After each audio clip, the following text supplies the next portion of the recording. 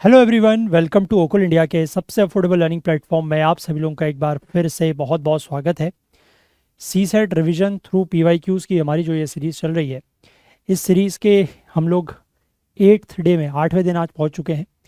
और आज का हमारा टॉपिक जो रहेगा that is ratio and proportion. तो अभी तक हम लोग 4 टॉपिक जो है वो क्वांट के कंप्लीट कर चुके हैं। हमारा सबसे पहला टॉपिक था जो हमने स्टार्ट किया था, दैट वाज एवरेज। फिर हमने देखा HCF LCM, उसके बाद देखा नंबर सिस्टम, और फिर देखा हमने परसेंटेज। तो आज हमारा ये क्वांट का 5th टॉपिक है, 5वां टॉपिक है, that is ratio and proportion. और कल हम लोग एक टॉपिक और लेंगे क्वांट का, that is profit and loss.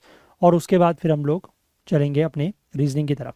ठीक है, तो चलिए इस टॉपिक की शुरुआत करते हैं। पहले इसका ट्रेंड एनालिसिस देख लेते हैं। 2011 से लेकर 2024 तक कुल मिला के 12 क्वेश्चंस जो है वो इस टॉपिक से आए हुए हैं। हालांकि बहुत ज़्यादा फ्रीक्वेंटली आस्क्ड ये टॉपिक नहीं है, लेकिन इस साल यानी कि 2024 में, यानी कि लास्ट ईयर, इस टॉपिक में से 3 क्वेश्चन जो है वो पूछे गए हैं, जो अब तक के सबसे हाईएस्ट भी हैं। वैसे नहीं तो अदरवाइज एक एक क्वेश्चन या कभी कभार 2 क्वेश्चन पूछ ले जाते हैं, बट यहाँ पर 3 क्वेश्चन पूछे गए हैं। तो इसलिए ये टॉपिक इंपॉर्टेंट बन जाता है। हो सकता है कि आने वाले सालों में, in the coming years including 2025 में, 1 या 2 क्वेश्चन इस टॉपिक से पूछ लिए जाएँ। ठीक है, तो टोटल 12 क्वेश्चन हैं यहाँ पर, और उसमें से 10 क्वेश्चन हम लोग डिस्कस करेंगे। तो पहले क्वेश्चन के साथ स्टार्ट करते हैं, और तरीका वही रहेगा कि मैं आपको क्वेश्चन दिखाऊंगा, you just pause the video, read the question, try to solve it within 1.5 minutes 2 minutes के आसपास में, एंड देन वीडियो को आप रिज्यूम करें, और उसके बाद जो हम लोग यहाँ पर सॉल्यूशन आंसर डिस्कस कर रहे हैं वो चेक करें। ठीक है, चलिए, तो दिस इज क्वेश्चन नंबर 1। इसको आप वीडियो को पॉज करके देख सकते हैं। I will discuss the answer. Question कह रहा है, in a rare coin collection there is 1 gold coin for every 3 non gold coins. ठीक है, एक कोई कॉइन का कलेक्शन है जिसमें 2 तरीके के कॉइन्स हैं, one is gold coins and one is non gold coins. ठीक है, अब उसमें वो कह रहा है कि हर गोल्ड कॉइन के लिए, for every gold coin there is 3 non gold coins, यानी कि अगर गोल्ड कॉइन्स की संख्या x है तो नॉन गोल्ड कॉइन्स की संख्या 3x होगी, क्योंकि for every gold coin there are 3 non gold coins. ठीक है, अब इसके बाद लिखा है 10 more gold coins are added to the collection. अब इस कलेक्शन में 10 गोल्ड कॉइन हम लोगों ने और ऐड कर दिए, 10 ऐड किए हैं गोल्ड कॉइन्स, ये ध्यान रखिएगा। और उसके बाद जो रेशियो है of gold coins to the non gold coins would be 1:2, यानी कि ये 10 गोल्ड कॉइन ऐड करने के बाद गोल्ड कॉइन्स की संख्या कितनी हो गई, x + 10। ठीक है, और gold coins to non gold coins का जो रेशियो है वो बन गया है x + 10/3x is equal to, क्या हो गया है, 1:2 या 1/2। ठीक है, क्लियर है बात। तो यहां से आपको ये बताना है कि based on the information the total number of coins in the collection now becomes, है ना, यानी कि फाइनल जो number of collections in the coin है, number of coins in the collection है वो कितने हैं, और वो भी टोटल, यानी कि गोल्ड प्लस नॉन गोल्ड मिला के। तो सबसे पहले इसको आप यहाँ से सॉल्व करेंगे तो you will get the value of x like 2x + 20 is equal to 3x। x को आप एक साइड रखेंगे तो you will get the value of x as 20। और टोटल कॉइन्स की अगर मैं बात करूँ, टोटल कॉइन्स की अगर मैं बात करूँ that is gold plus non gold, तो टोटल कॉइन्स कितने हैं, gold coins are x + 10 and non gold coins are 3x। तो टोटल कॉइन्स कितने हैं, 4x + 10, whereas your value of x is 20, so this is 4 × 20 + 10, that is 80 + 10, that is 90। ठीक है, total number of gold coins is 90। I hope बात clear है। Total number of gold coins is 90। ठीक, sorry, total number of coins है वो, gold और non gold नहीं, दोनों मिला के, गोल्ड प्लस नॉन गोल्ड मिला के total number of coins in the collection is 90। So your answer is option A. ठीक है, बहुत ही आसान, बहुत ही बेसिक क्वेश्चन। ये टॉपिक मैं आपको ये भी कह सकता हूँ कि ये टॉपिक जो है रेशियो प्रपोर्शन, या जैसे हमने कल भी देखा था percentage, these are one of the easiest topics. ठीक है, चाहे आप ओवरऑल सी सेट की बात करें या आप क्वांट की बात करें, ये one of the easiest topics हैं। ठीक है, चाहे परसेंटेज हो, चाहे रेशियो प्रपोर्शन हो, या अभी हम लोग कल प्रॉफिट एंड लॉस देखेंगे वो भी। अगर आपके कंसेप्ट्स ठीक हैं, if your concepts are good, अगर आप क्वेश्चन को समझ के करते हैं रटने की बजाय, है ना। कुछ लोग तो ऐसा है कि मैथ्स को रट के करते हैं, कि जैसे उन्होंने ये चीज़ यहाँ पर लगाई तो वो हर तरीके के क्वेश्चन में सोचते हैं कि उसी चीज़ को कैसे लगाया जाए। अगर ऐसा नहीं है आपके साथ, अगर आप क्वेश्चन को सोच के समझ के कर रहे हैं, ठीक है, तो ये टॉपिक्स जो है ये one of the easiest topics है ना। चले अगले क्वेश्चन पे चलते हैं। Question number 2। क्वेश्चन नंबर 2 कह रहा है, क्वेश्चन को आप पढ़ें and try to give the answer. ये वैसे क्वेश्चन इसका रेशियो का है नहीं, बट जस्ट यहाँ पर वर्ड दिया था तो मैंने उसको ले लिया, ठीक है। अच्छा, इस क्वेश्चन में एक चीज़ आप देखो, मैं क्वेश्चन पढ़ता हूँ। Out of 120 applications for a post 70 are male and 80 have a driver's licence. ठीक है, 180 एप्लीकेशंस आई है किसी पोस्ट के लिए, और उन 120 एप्लीकेशंस में से 180 नहीं 120 सॉरी 120 एप्लीकेशंस आई हैं, उसमें से 70 एप्लीकेशंस जो है वो मेल्स की हैं और 80 जो है उनके पास ड्राइवर लाइसेंस है ना। अब what is the ratio between the minimum to maximum number of males having driver's licence. ठीक है, अब यहाँ पर इस क्वेश्चन को आप हिंदी और इंग्लिश में अगर पढ़ोगे तो यहाँ पर मिनिमम टू मैक्सिमम का रेशियो पूछा है, ठीक है, और यहाँ पर अधिकतम और न्यूनतम पूछा है, यानी कि यहाँ पर मैक्सिमम और न्यूनतम मिनिमम पूछा है, यहाँ पर मिनिमम टू मैक्सिमम पूछा है। इसीलिए आप देखो ऑप्शंस भी 1 to 2 है, यहाँ से 2 से 1 हो गया, यहाँ वो 2 to 3 है, ये 3 से 2 हो गया, ठीक है। तो ये हिंदी में कभी कभी ऐसी गड़बड़ भी ये लोग कर देते हैं, आपको यहाँ पर दिख रही है, ठीक है। अब देखो क्वेश्चन तो बहुत आसान है। टोटल अगर एप्लीकेशंस हमारे पास आई हैं 120, है ना, टोटल एप्लीकेशंस अगर आई हैं 120 और उसमें से 70 जो है वो मेल है, ठीक है, और 80 के पास जो है वो ड्राइविंग लाइसेंस है। तो आपसे ये पूछा है कि maximum minimum to maximum number of males having driver's licence, यानी कि मैक्सिमम नंबर ऑफ मेल्स जिनके पास ड्राइविंग लाइसेंस हो सकता है और मिनिमम नंबर ऑफ मेल्स जिनके पास ड्राइविंग लाइसेंस हो सकता है, उसका एक रेशियो बताना है मिनिमम टू मैक्सिमम का। अब आप ये समझो कि अगर आपको मैक्सिमम निकालना है, ठीक है, यानी कि maximum males having driving licence, वो कैसे निकलेगा, यानी कि जो ये 70 लोग हैं, 70 मेल हैं, सबके पास ड्राइविंग लाइसेंस हो, है ना, सबके पास ड्राइविंग लाइसेंस हो तो ये मैक्सिमम हो गया, क्योंकि टोटल नंबर ऑफ मेल्स तो हैं 70 और सबके पास ड्राइविंग लाइसेंस है। तो यानी कि मेल्स विद ड्राइविंग लाइसेंस उसकी मैक्सिमम वैल्यू कितनी हो सकती है 70, यस और नो। और मिनिमम वैल्यू कितनी हो सकती है कि मिनिमम कम से कम इतने मेल्स के पास तो ड्राइविंग लाइसेंस होगा ही होगा।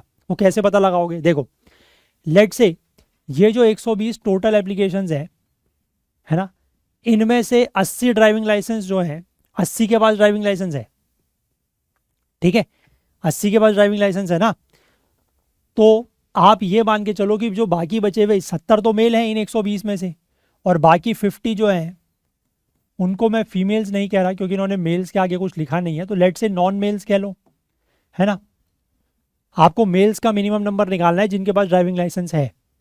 तो ये जो 50 नॉन मेल्स हैं, अगर आप ये एज्यूम करो कि इन सबके पास भी ड्राइविंग लाइसेंस है, मान लो इन सबके पास ड्राइविंग लाइसेंस है, तो टोटल ये 50 जो नॉन मेल्स हैं इनके पास ड्राइविंग लाइसेंस होंगे तो 50 हो गए, तो बाकी बचे ड्राइविंग लाइसेंस कितने हैं 30, है ना। यानी कि ये जो 70 मेल्स हैं इनमें से कम 30 के पास तो ड्राइविंग लाइसेंस होगा ही होगा, क्योंकि अदरवाइज तो वो वैल्यू फिट होगी ही नहीं।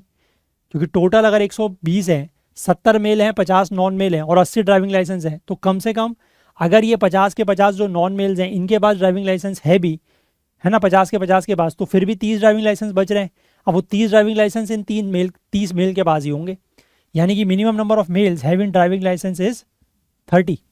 तो आपसे इसका रेशियो पूछा है, तो दैट इज नथिंग बट 30:70, और यू कैन से 3:7, ठीक है, 3:7 और 3:2, सॉरी 3:7। क्लियर है। ये क्वेश्चन पूछा गया है 2013 में। It's a very easy question, but थोड़ा सा अगर आप इस पर लॉजिक लगाएंगे तो इजीली आप सॉल्व कर सकते हैं, ठीक है। चलिए next question, again a very easy question और वेरी कन्वेंशनल क्वेश्चन जो इस टॉपिक में से पूछा जाता है। Just read it and give me the answer. Question कह रहा है monthly incomes of Peter and Paul are in the ratio 4:3, their expenses are in the ratio 3:2। If each saves 6,000 at the end of the month, their monthly incomes respectively are. ठीक है, देखो दो लोग हैं, there are to persons जिनका नाम है Peter और पॉल, ठीक। इनकी जो इनकम है उसका रेशियो 4:3 है, यानी कि 4:3। आप कह सकते हैं 4x और 3x, ठीक है, इनकम। इसके बाद हम बात करें एक्सपेंसेस की, यानी कि खर्चों की, तो खर्चों का रेशियो 3:4 है, 3:2 है, तो 3y और 2y, ठीक है। वेरिएबल आपको अलग अलग लेना पड़ेगा क्योंकि दो अलग अलग चीज़ों की बात हो रही है, one is income and one is expenses, ठीक है। तो वहाँ पर आपने 4x और 3x लिया है, तो यहाँ पर आप उसको 3x और 2x नहीं ले सकते, ठीक है। You have to take any other variable other than x। आप y ले लें, z ले लें, अल्फा बीटा गामा जीटा कुछ भी ले लें, बट x नहीं ले सकते, ठीक है। अब आपको एक चीज़ पता है कि income minus expenditure, income minus expenditure that is saving. ये तो बेसिक है, ये तो सबको पता होगा कि जितना आप कमा रहे हैं और उसमें से जितना खर्च कर रहे हैं, जो बाकी बचा वही सेविंग है, वही बचत है, ठीक है। तो इन दोनों लोगों के लिए अगर आप इक्वेशन बनाते हैं, अच्छा, और यहाँ पर ये लिखा गया है कि दोनों की सेविंग जो है वो eight the end of the month 6,000 है। तो यानी कि अगर आप पीटर के लिए इक्वेशन लिखेंगे ये वाली, तो क्या बनेगी, 4x minus 3y is equal to 6,000, ठीक है। पॉल के लिए इक्वेशन लिखेंगे तो 3x minus 2y is equal to 6,000, ठीक है। तो दो इक्वेशन, दो अननोन x और y सॉल्व कर लेंगे आप, यस और नो, ठीक है। यहां से आप x और y को ही तो सॉल्व करना है, दो इक्वेशन है, दो unknown, linear equation in one variable, वैसे कर लें या सब्सटीट्यूशन करके कर लें, कैसे भी कर लें, ठीक है। So you will get the value of x is equal to value of y that is 6,000। आपको जो वैल्यूज मिलेंगी वो ये मिलेंगी। मैं एक्सपेक्ट कर रहा हूँ कि इतना आप सॉल्व कर लेंगे, ठीक है। तो जैसे ही आपको x और y की वैल्यू मिल गई, तो x की इनकम यानी कि पीटर की इनकम कितनी है भाई, 4x दैट इज 24,000, और पॉल की इनकम कितनी है 3x दैट इज 18,000, ठीक है। क्योंकि x की वैल्यू मुझे मिल गई, तो 4 इंटू 6,000 24,000 और 6,000 इंटू 3 दैट इज 18,000। आपको अगर एक्सपेंसेस निकालने हो तो वो भी आप निकाल सकते हैं, दैट इज एक्सपेंसेस कितने हो जाएंगे 18,000 और 12,000, है ना। तो 24 माइनस 18 6,000 और 18 माइनस 12 इज अगेन 6,000, ठीक है। अच्छा, इस क्वेश्चन में एक कैच जो हो सकता है, जो यहाँ पर इंट्रोड्यूस यूपीएससी ने नहीं किया है, बट वो मैं आपको एक बार बता देता हूँ, अगर कभी एग्जाम में आए तो थोड़ा सा ध्यान दीजिएगा। यहाँ पर आपसे जो बात हो रही है, इनकम दी हुई है मंथली, ठीक है। एक्सपेंसेस के बारे में कुछ नहीं लिखा, तो वो आप मंथली मान के चलेंगे, और आपको यहाँ पर जो सेविंग दी हुई है वो भी मंथली के हिसाब से दी है, और मंथली इनकम ही आपसे पूछी है, ठीक है।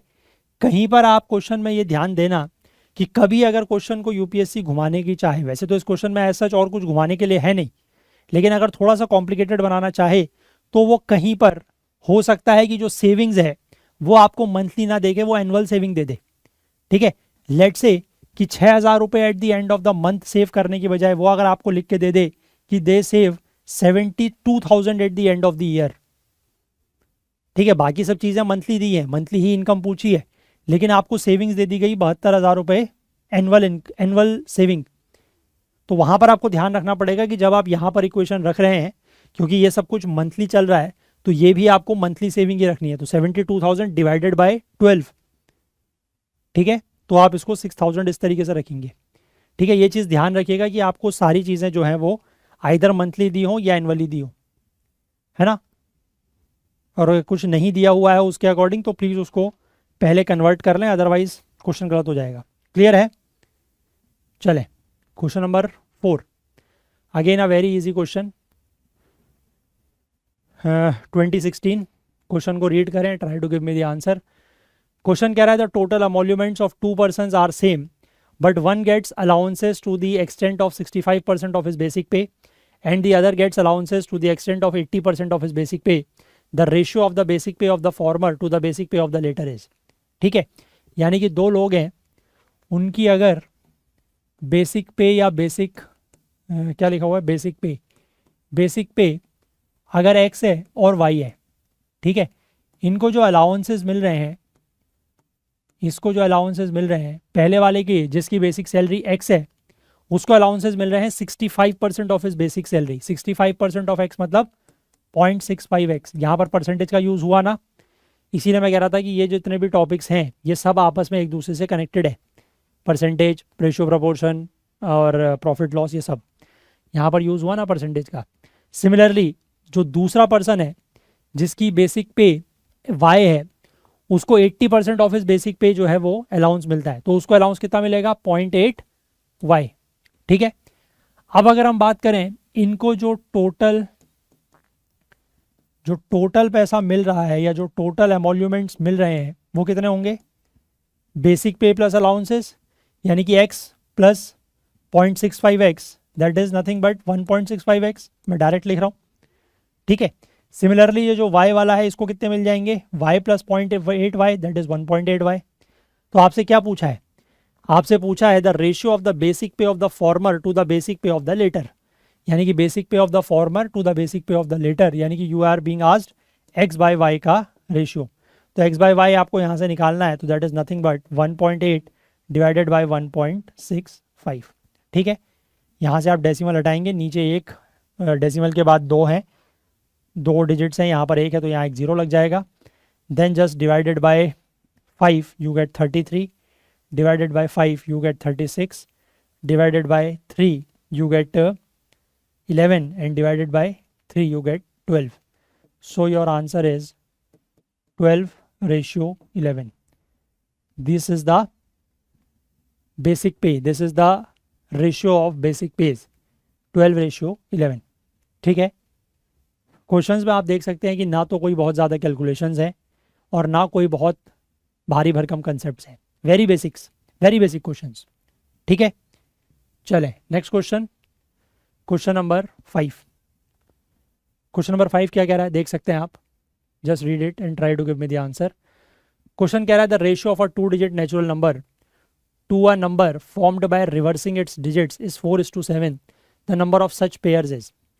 ठीक है। कोई 2 डिजिट का नंबर है, let's say there is a 2 digit number XY। अब इस नंबर को जब हम रिवर्स करते हैं, इसकी डिजिट्स को रिवर्स करते हैं, on reversing the digits we get the number as YX। ठीक है।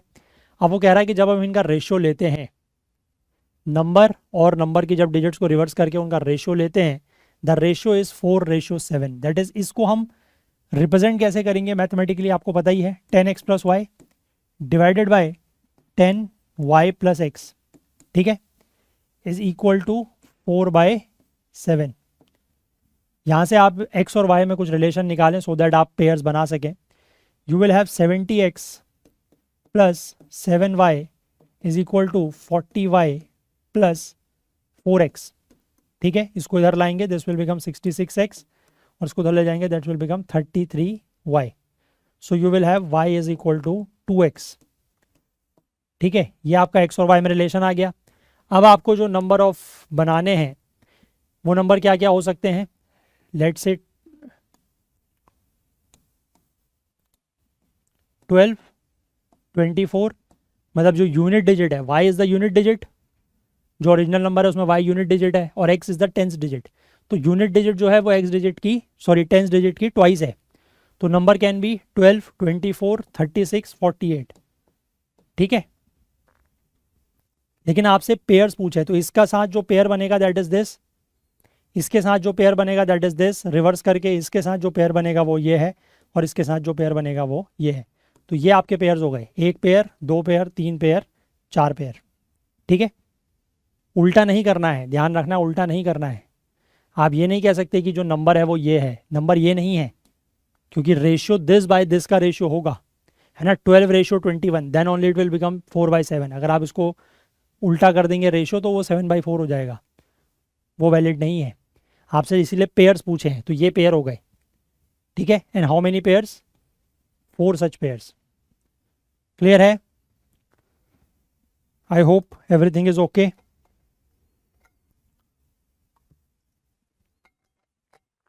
चलिए, तो आगे बढ़ने से पहले ये फिर से एज यूजुअल रोज की तरह एक बार जानकारी। आप में से अगर कुछ लोग 2026 की तैयारी कर रहे हैं तो आप हमारे साथ सीसेट के हमारे नए बैच में, जो 1 जून 2025 से शुरू होगा, इस बैच में जुड़ सकते हैं। इस बैच में हम लोग डिटेल में तीनों ही sections quant, reasoning, comprehension cover करेंगे। और जितना जल्दी आप लोग अगर इस बैच में ज्वाइन होते हैं तो आपको उतना ही बेनिफिट भी मिलता है। 1149 में आपको 1499 में आपको मिल जाता है अगर आप 21 अप्रैल तक ज्वाइन करते हैं। अगर आप 11 मई तक ज्वाइन करते हैं तो 1749 में आपको मिल जाता है, और 1999 में मिल जाता है अगर आप 31 मई तक इस बैच में ज्वाइन करते हैं। तो आप चाहें ज्वाइन करना, या आपके कोई फ्रेंड्स हो, कलीग्स हो, कोई छोटे भाई बहन हो जो 2026 की तैयारी कर रहे हैं, तो उनके लिए आप ये इन्फॉर्मेशन उनको दे सकते हैं। ठीक है, डिस्क्रिप्शन में लिंक दिया हुआ है इस कोर्स का, हमारी वेबसाइट पर और ऐप में भी आपको ये मिल जाएगा, वहाँ से आप एनरोल कर सकते हैं। और अगर आपको कोई क्वेरी है इस कोर्स के रिगार्डिंग, तो यहाँ पर मैं आपको एक नंबर बता रहा हूँ, इस नंबर पर आप कांटेक्ट कर लें। यहाँ से आपके जो भी डाउट्स हैं वो दूर कर दिए जाएंगे। 9150449990। ठीक है, ये हमारा व्हाट्सएप नंबर है, इस नंबर पर आप हमसे कांटेक्ट कर सकते हैं अगर आपको कोई भी डाउट या कोई भी क्वेरी इस कोर्स के रिगार्डिंग है तो। ठीक है, चलिए नेक्स्ट क्वेश्चन पे चलते हैं। Question number 6, again a very easy question, just read it and try to give the answer. Question कह रहा है, ये क्वेश्चन पूछा गया है 2020 में। ठीक है, क्वेश्चन कह रहा है a sum of rupees 2500 is distributed among x, y and z in the ratio 1/2, ratio 3/4, ratio 5/6। What is the difference between the maximum share and the minimum share. तो सबसे पहले तो आपको यहाँ पर जो ये रेशियोज दिए गए हैं ना फ्रैक्शन के टर्म्स में, पहले इनको आप इंटीग्रल फ्रैक्शंस में चेंज करेंगे। कैसे करेंगे, सॉरी इंटीग्रल रेशियोज में कैसे चेंज करेंगे। इसके लिए सबसे पहले आप क्या करेंगे, जो नीचे डिनोमिनेटर दिया हुआ है दैट इज 2, 4 एंड 6, इनका आप लेंगे एलसीएम, एलसीएम ऑफ 2, 4 एंड 6। मैं उम्मीद कर रहा हूँ एलसीएम आप निकाल लेंगे। इनका एलसीएम आएगा 12। ठीक है, फिर और हर इस फ्रैक्शन को आप इस एलसीएम से मल्टीप्लाई करेंगे, that is 12 into 1/2 ratio 12 into 3/4 ratio 12 into 5/6। तो ये बन जाएगा 6। ठीक है, यहाँ से ये कट होगा 3 टाइम्स, ये बन जाएगा 9, और ये कट होगा 2 टाइम्स, बन जाएगा 10। तो आपका जो ये फ्रैक्शन था, सॉरी ये जो रेशियो था फ्रैक्शंस में, ये कन्वर्ट होके हो गया है अब ये। ठीक है, अब ये नॉर्मल रेशियो में आ गया। अब आपसे ये कहा है कि 2500 रुपये जो है वो इस रेशियो में बंटने हैं। ठीक है, यानी कि जो शेयर होंगे एक्स, वाई, जेड के, वो अगर लेट से 6x, 9x और 10x है, और इनका जो सम होगा वो कितना होगा 2500। तो ये कितना आ रहा है, this is 19 + 6 that is 25x। 25x is equal to 2500। तो x की वैल्यू कितनी आ गई 100। तो x की वैल्यू अगर 100 आ गई तो यहाँ से आप तीनों लोगों का शेयर बता सकते हैं। ठीक है, इसका शेयर कितना हो जाएगा 6x दैट इज 600, इसका शेयर कितना हो जाएगा 9x दैट इज 900, और इसका शेयर कितना हो जाएगा 10x दैट इज 1000। तो सबसे ज़्यादा शेयर है 1000, सबसे कम शेयर है 600, और आपसे यही पूछा है कि what is the difference between the maximum and the minimum share. तो मैक्सिमम शेयर और मिनिमम शेयर के बीच का जो डिफरेंस है that is nothing but 1000 minus 600 that is 400। ठीक है, this is the difference between the maximum and the minimum share. ठीक, बस इसमें सिर्फ यही काम करना था आपको, यहाँ से यहाँ कन्वर्ट करना, उसके बाद तो अगेन वेरी इजी। ठीक है, क्लियर है। चलिए आगे बढ़ते हैं। Question number 7, this is again a very easy question, just read it and try to give the answer. Question कह रहा है a student appeared in 6 papers. एक स्टूडेंट है वो 6 एग्जाम्स में अपीयर होता है। The maximum marks are same for each paper. His marks in these papers are in the proportion of 5:6, 7, 8, 9, 10।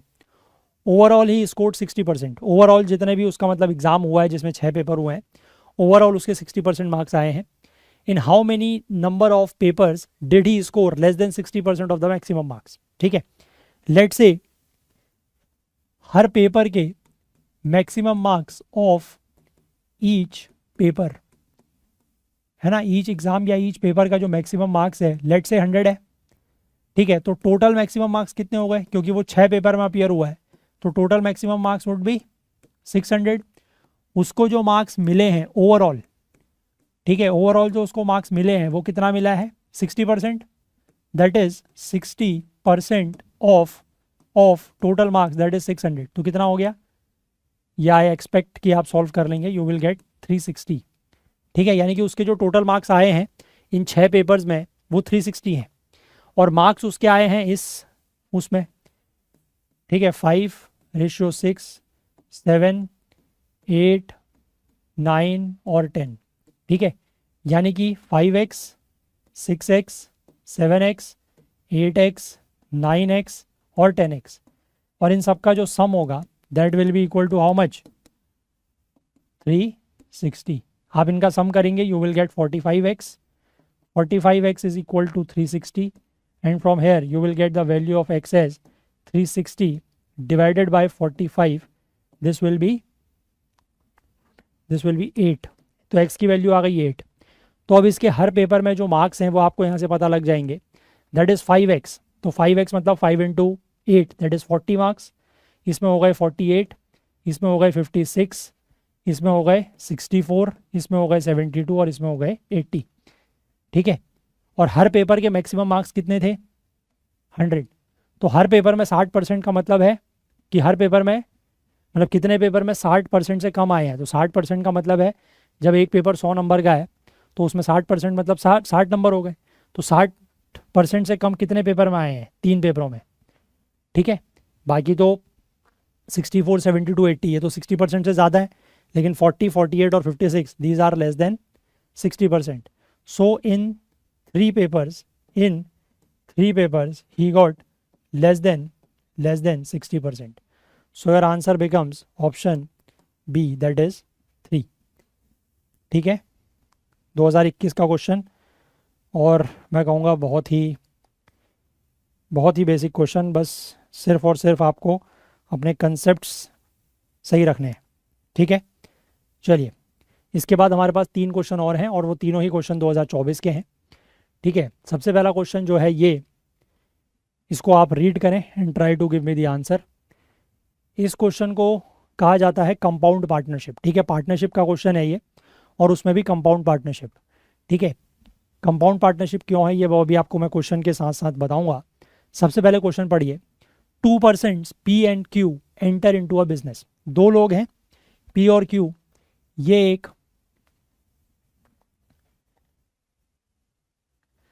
They start a business. ठीक है, एक बिजनेस की शुरुआत हो रही है। 2 लोग हैं दैट इज P और Q, इन्होंने एक बिजनेस स्टार्ट किया। ठीक, P puts ₹14,000 more than Q। Let say Q ने इन्वेस्ट किया है ₹X, तो P ने कितना इन्वेस्ट किया है 14,000 प्लस X, है ना, क्योंकि जितना Q ने किया है उससे 14,000 ज़्यादा। ठीक, लेकिन P ने इन्वेस्ट किया है 8 महीनों के लिए, P has invested for 8 months, और Q has invested for 10 months. Q ने इन्वेस्ट किया है फॉर 10 मंथ्स। ठीक,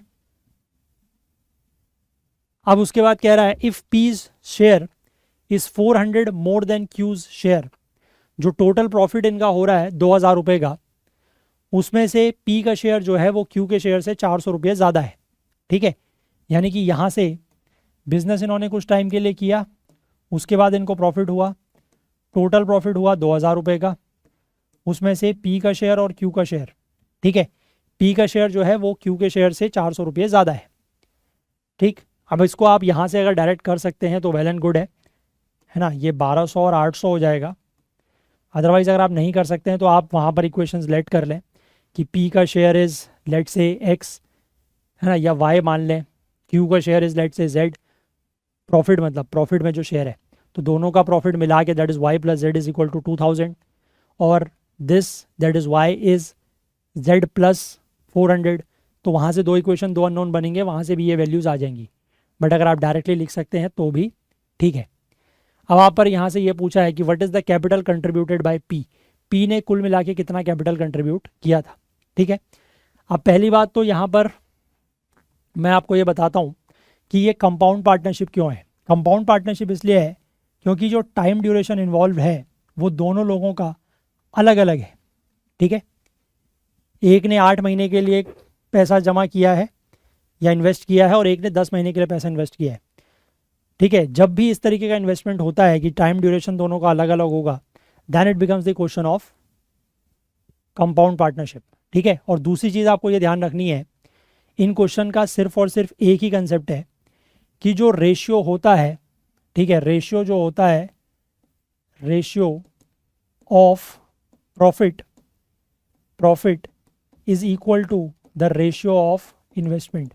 मतलब जितना आपने इन्वेस्ट किया है जिस रेशियो में, प्रॉफिट भी आपको उसी रेशियो में मिलेगा। ठीक है, दो लोगों ने जिस रेशियो में पैसा जमा किया है या पैसा इन्वेस्ट किया है, तो जब प्रॉफिट होगा तो वो भी प्रॉफिट का शेयर भी उसी रेशियो में होगा। ठीक है, और दूसरी बात यहाँ पर, क्योंकि ये कंपाउंड पार्टनरशिप है, तो जो रेशियो ऑफ इन्वेस्टमेंट आप इन्वेस्टमेंट निकालेंगे तो वो सिर्फ ये पैसा नहीं होगा, ये पैसा इनटू टाइम होगा, क्योंकि दोनों का टाइम अलग अलग है। अगर तो टाइम सेम होता तो फिर वो कोई फ़र्क पड़ता नहीं, वो तो कैंसिल आउट हो जाता। लेकिन यहाँ पर बिकॉज दोनों का टाइम अलग अलग है, इसका 8 महीने है, इसका 10 महीने है, तो इन्वेस्टमेंट निकालते टाइम टोटल जो ये अमाउंट कंट्रीब्यूटेड है वो इनटू टाइम ड्यूरेशन। ठीक है, तो रेशियो ऑफ प्रॉफिट आप देख सकते हैं, दैट इज 1200/800। ठीक है ना, 1200/800, तो 1200/800 मतलब रेशियो कितना हो गया, चलो लिख देते हैं इसको, 1200/800, दैट मीन्स 400 से कट करेंगे तो 3/2। ठीक है, 3/2 ये है ratio of profit is equal to ratio of investment आप लिखेंगे तो that means 14,000 minus x multiply by 8 months divided by x into 10 या फिर 10x। यहाँ से आप इसको सॉल्व कर लें and you will get the value. मैं एक्सपेक्ट कर रहा हूँ कि आप इसको सॉल्व करके x तो निकाल ही लेंगे। You will get the value of x as 16,000। ठीक है, और x की वैल्यू आपकी 16,000 आ गई, तो p का कंट्रीब्यूशन कितना है, that is 16,000 plus 14,000, that means p का कंट्रीब्यूशन हो जाएगा 30,000। ठीक है, क्योंकि x जो वैल्यू आई है वो तो q का कंट्रीब्यूशन है ना, x, लेकिन p ने तो उससे 14,000 ज़्यादा किया हुआ है। तो यही आपसे पूछा है, what is the capital contributed bye p, that is 16,000 plus 14,000, total is 30,000। So your answer becomes option A. Clear है? ठीक है, आसान क्वेश्चन है। द ओनली थिंग इज कि ये वाला जो पॉइंट है ये आपको ध्यान रखना है, ये पार्टनरशिप के हर क्वेश्चन में, in every question of partnership this concept will be valid. ठीक है, बस और इन्वेस्टमेंट निकालते टाइम ध्यान रखना, अगर कंपाउंड वाला क्वेश्चन होगा, कंपाउंड पार्टनरशिप मतलब ड्यूरेशन अलग अलग है, तो आपको अमाउंट जो कंट्रीब्यूट की है वो इनटू टाइम करना है। अगर टाइम दोनों में सेम है तो फिर कोई चक्कर नहीं है, फिर आप टाइम को नेग्लेक्ट भी कर सकते हैं। ठीक है, क्लियर है? चलिए next, second last question. Just read the question and try to give the answer. Question क्या कह रहा है, the total cost of 4 oranges, 6 mangoes and 8 apples, the total cost of 4 oranges, ये 40 नहीं है, ओ है, ठीक है, 4 oranges plus 6 mangoes plus 8 apples is equal to twice the total cost of 1 orange plus 2 mangoes plus 5 apples। ये फिर से मैं कह रहा हूँ, ये ओ नहीं है, मतलब 0 नहीं है, ठीक है, ये 10 नहीं है, ये 1 ऑरेंज है, ये 4 ऑरेंज है। ठीक है, ये आपको ऊपर दिया हुआ है, तो इसको अगर आप थोड़ा सिंप्लीफाई करें तो 4 oranges plus 6 mangoes plus 8 apples is equal to 2 oranges plus 4 mangoes plus 10 apples, ये आ जाएगा। ठीक है, अब इसको अगर आप थोड़ा सा सॉल्व करने की कोशिश करें, ऑरेंजेस को एक साइड लें, that means 4 oranges minus 2, so you have 2 oranges is equal to 4 mangoes या फिर 10 apples minus 8 apples, that means 2 apples, and 4 mangoes minus 6 mangoes, that means minus 2 mangoes. ठीक है, 2 को अगर आप यहाँ से कॉमन करके हटाते हैं तो ऑरेंजेस, मतलब 1 orange is equal to 1 apple minus 1 mango, और या फिर इसको आप ऐसे भी लिख सकते हैं कि 1 orange is equal to, sorry 1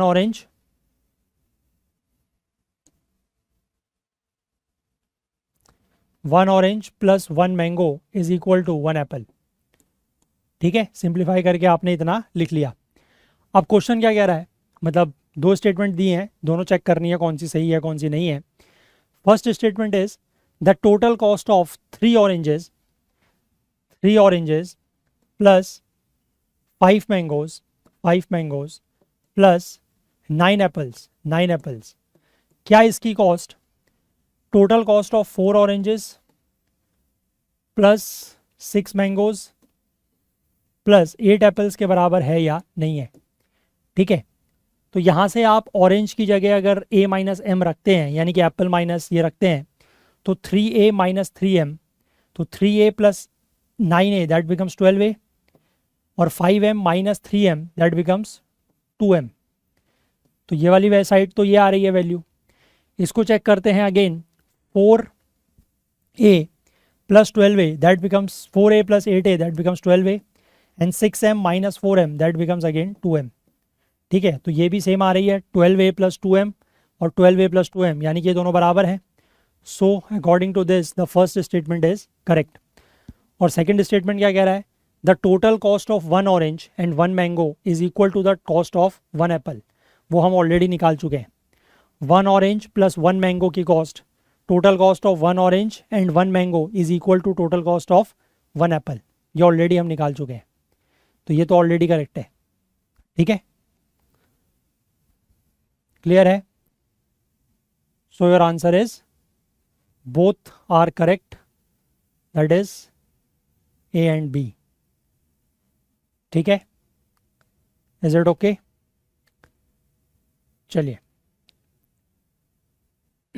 last question in Hindi, question आप पढ़ सकते हैं, and this is the question in English. Sorry, ये क्वेश्चन इंग्लिश में है, ये question English, question in Hindi, दोनों में क्वेश्चन दिया हुआ है। Try to read it and give me the answer. Question कह रहा है, वही है, क्वेश्चन फॉलोड बाय 2 स्टेटमेंट्स, है ना। तो पहले इन्फॉर्मेशन दी गई है कि certain amount was distributed among x y and z. एक सर्टेन अमाउंट है जो एक्स वाई और जेड में डिस्ट्रीब्यूट की गई है। क्वेश्चन है कि who receive the least amount, सबसे कम अमाउंट किसको मिला है। Statement 1 says x received 4/5 of what y and z together received, यानी कि एक्स को उतना मिला है जितना वाई और जेड को मिला है उसका 4/5। ठीक है, ये है स्टेटमेंट 1।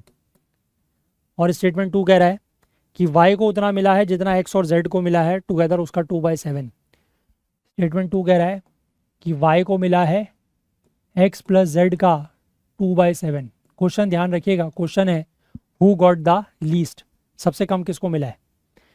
अब आप इंडिविजुअल स्टेटमेंट को अगर देखें, ठीक है, तो यहाँ से आप एक्स वाई और जेड के बीच में कोई रिलेशन निकाल सकते हैं, नहीं निकाल सकते।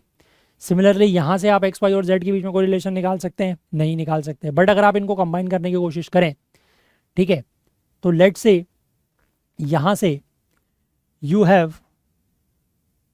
Can write this as 5x equal to 4y plus 4z।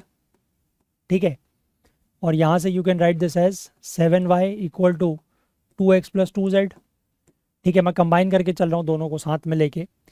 अब मुझे एक जगह मैं 3 है ना, ये 3 में से एक को एलिमिनेट करके 2 के बीच में रिलेशन निकालूंगा। ठीक है, लेट से अगर मैं यहाँ से x की वैल्यू को उठा के वहाँ रख देता हूँ, x इज इक्वल टू, ठीक है, 4/5x या 4/5y प्लस 4/5z, इसको अगर मैं यहाँ रख देता हूँ तो I get 7y equal to 2 times x की value that is 4/5y plus 4/5z plus 2z।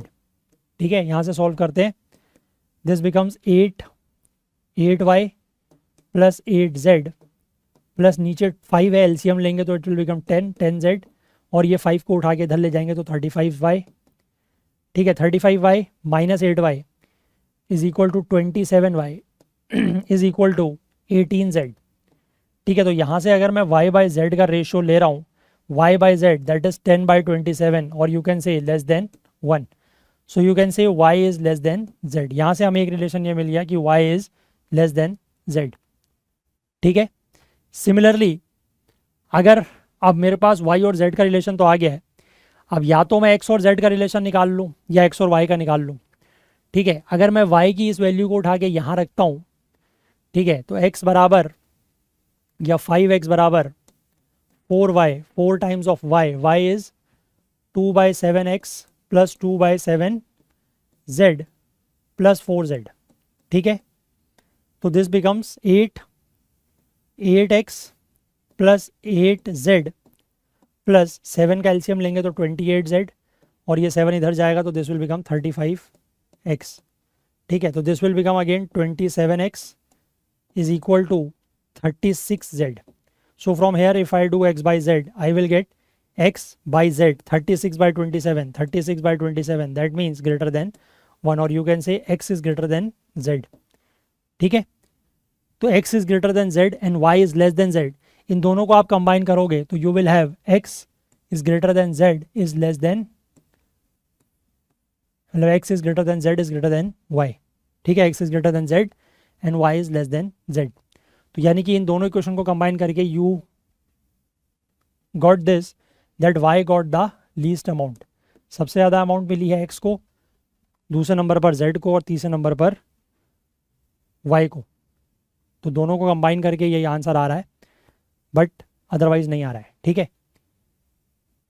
तो इस तरीके के क्वेश्चंस में जैसे आपको दिख रहा है कि 2 इक्वेशंस है, 3 वेरिएबल है ना, तो आप अपना वो याद करने लगे कि 3 वेरिएबल सॉल्व करने का तो 3 इक्वेशन चाहिए, लेकिन यहाँ पर तो 2 ही हैं, है ना, और आपने सीधे लगा दिया answer D, that is question can not be answered by combining both the equations, है ना। Question can not be answered by using both the statement, तो गलत हो जाएगा।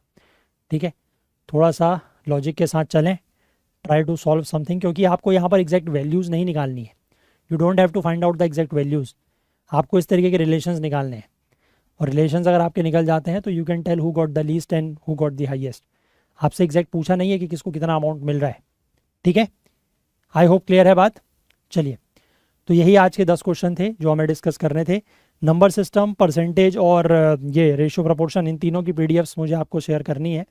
थोड़ा सा टाइम नहीं हो पा रहा है, आई एम वेरी सॉरी। मैं कोशिश करता हूँ जल्द से जल्द, है ना, इनको शेयर करने की टेलीग्राम पर, सो दैट कि जो क्वेश्चंस हम लोग डिस्कस कर चुके हैं वो भी, और जो क्वेश्चंस बचे हुए हैं वो भी आप अगर चाहें तो सॉल्व कर सकते हैं। ठीक है। चलिए, तो आज हमारा डे 8 था, कल हम लोग डे 9 में प्रॉफिट एंड लॉस के साथ चलेंगे, और उसके बाद फिर परसों से यानी कि डे 10 से हम लोग चलेंगे रीजनिंग पे, है ना। क्वांट काफ़ी दिन कर ली, 9 दिन क्वांट कर लेंगे, फिर कुछ दिन रीजनिंग करते हैं, फिर उसके बाद क्वांट में वापस आएंगे। ठीक है। वैसे भी क्वांट के हम लोग ये टॉपिक जो है this will be 6th topic.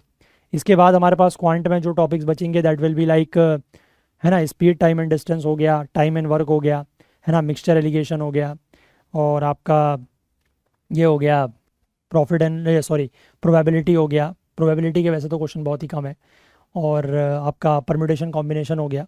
तो ये टॉपिक्स हमारे उसके बाद इसमें बचते हैं। ठीक है। फिर बाकी हमारी पूरी की पूरी रीजनिंग बची है, थोड़ा रीजनिंग करेंगे, then we will come back to quant. ठीक है। आप ये इस बात को लेकर निश्चित रहें, पूरा 45 डेज़ का प्लान जो है वो एग्जैक्ट बना हुआ है।